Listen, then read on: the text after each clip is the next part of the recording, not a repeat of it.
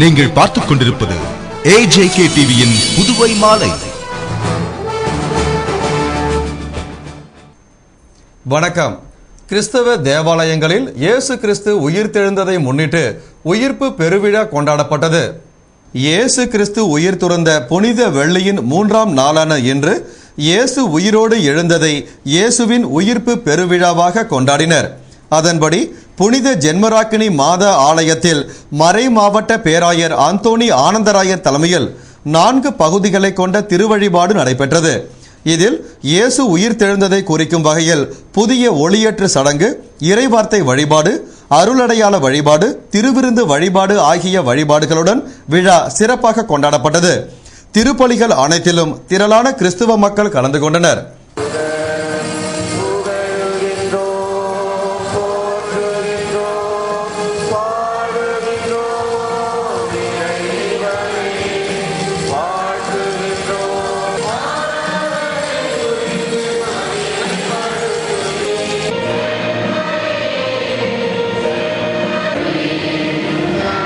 இதேபோன்று தூய இதய ஆண்டவர் பசிலிக்காவில் இயேசுவின் உயிர்ப்பு பெருவிழா கொண்டாடப்பட்டது.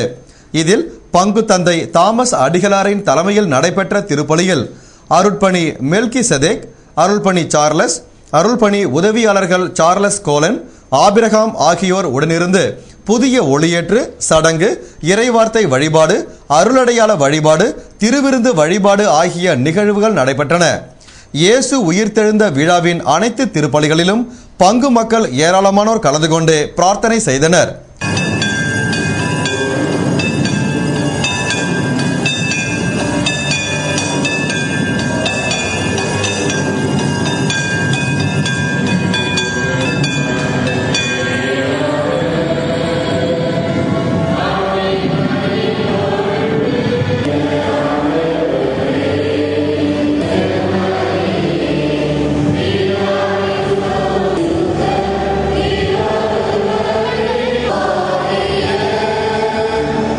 இதேபோன்று குருசுக்குப்பம் தூய பிரான்சிஸ் அசிசி ஆலயத்தில் நடைபெற்ற இயேசுவின் உயிர்ப்பு பெருவிழாவில் பங்கு தந்தை பெர்க் மான்ஸ் பீட்டர் தலைமை தாங்கி திருப்பலிகளை நடத்தினார்.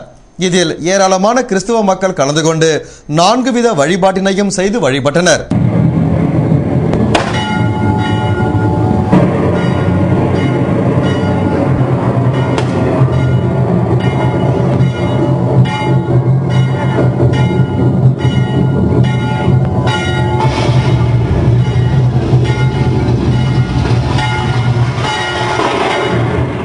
இதேபோல அரியாங்குப்பம் ஆரோக்கிய அன்னை ஆலயத்தில் இயேசு உயிர்த்தெழுந்த நாளான இன்று பெருவிழா கொண்டாடப்பட்டது.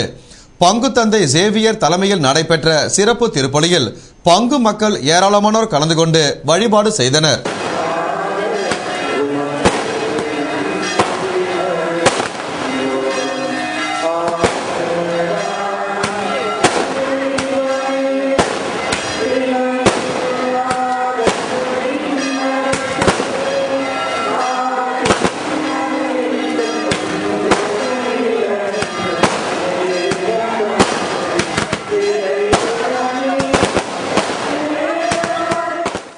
ஆளுநர் இக்பால் சிங் மீது ஆதாரமற்ற குற்றச்சாட்டுகளை தெரிவித்து அவரது பெயருக்கு களங்கம் விளைவிக்கும் முயற்சியில் ஈடுபட்டு வருகின்றனர் என்று சவுத் எஜுகேஷனல் ட்ரஸ்ட் இயக்குனர் ஜிதேந்திர பால் சிங் தெரிவித்துள்ளார்.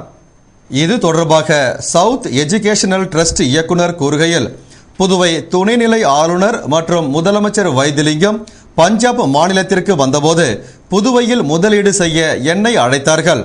அதன்படி நாங்கள் ட்ரஸ்ட் அமைத்து மருத்துவ கல்லூரி தொடங்க முடிவு செய்தோம். எங்களுக்கு ஏற்கனவே மருத்துவத்துறையில் அனுபவம் உண்டு.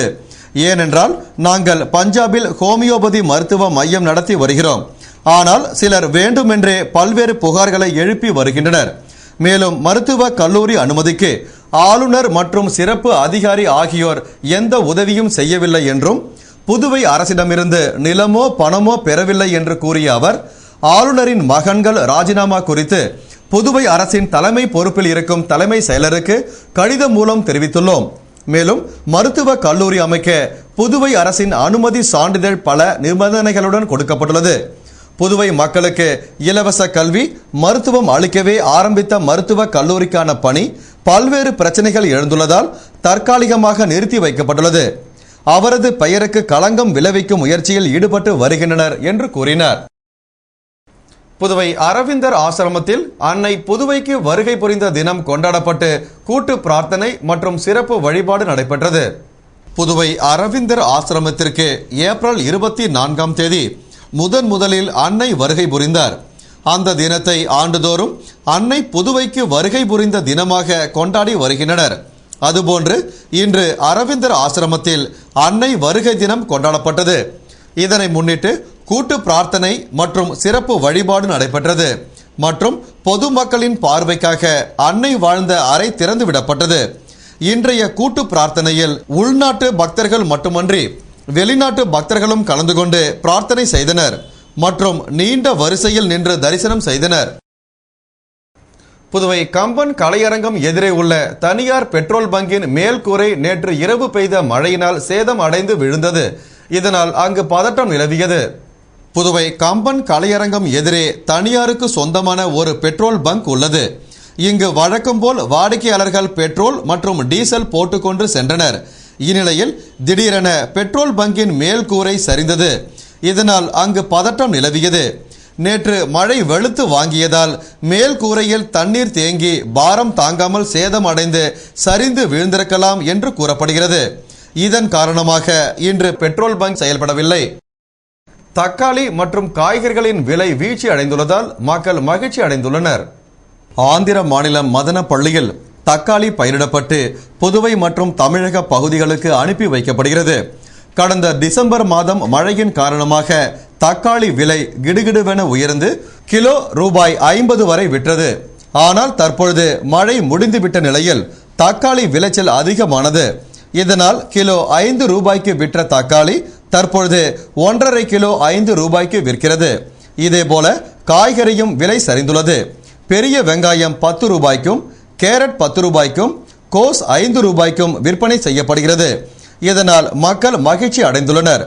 மீன்பிடி தடைக்காலத்தில் மீன்களின் விலை உயர்ந்து காய்கறி விலை சரிந்ததால் காய்கறிகளை வாங்குவதில் ஆர்வம் காட்டுகின்றனர். ஆனால் தற்பொழுது பெய்து வரும் கோடை மழை தொடர்ந்தால் மீண்டும் காய்கறி விலை உயர வாய்ப்புள்ளது. புதுவை மதுபாரில் ஏற்பட்ட தகராறில் பெயிண்டருக்கு கத்தி குத்து விழுந்தது. புதுவை உருளையன்பேட்டை பாரில் ஏற்பட்ட தகராறில் பெயிண்டருக்கு கத்தி குத்து விழுந்தது.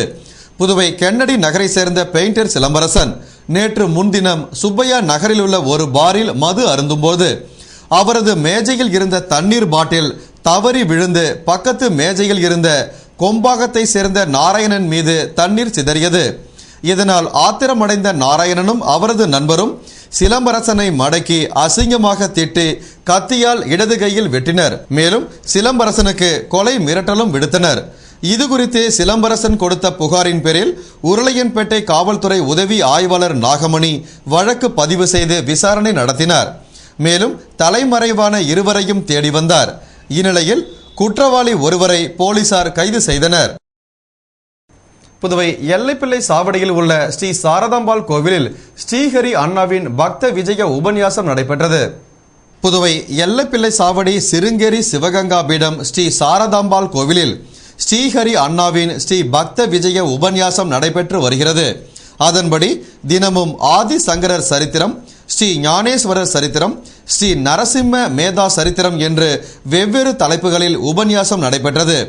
இதில் திரளான பக்தர்கள் கலந்து கொண்டு உபன்யாசத்தை கேட்டு மகிழ்ந்தனர். மேலும் பக்த விஜய உபன்யாசத்தின் சிறப்பாக ஸ்ரீ வைஷ்ணவ சம்ஹிதை மூல பாராயணமும் நடைபெற்றது.